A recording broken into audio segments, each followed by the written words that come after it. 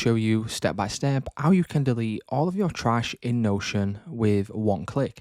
Now, as you notice on Notion, if you want to delete your trash, you need to do this one by one. Now, the problem is if you've got lots of trash, it will take you a very long time to delete them all individually. So what we need to do to delete them all at the same time is we need to head over to Google Chrome, and then you want to head over to the Chrome Web Store. And then from here, you can then search for Notion bulk trash delete.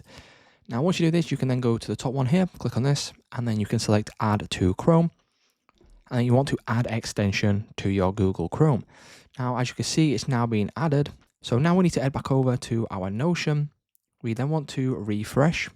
And then once we refresh, if we go to the left-hand side bar here, go down to trash, you will now see this little white line here. It's very hard to see, but on there, it does say empty trash. And then what you can do is click on this, and then you will then get this pop-up at the top, and it will say, are you sure you want to delete 6 blocks in my case, because I've got 6 items here in my trash to delete. And if you want to delete all of those, you can then click on OK.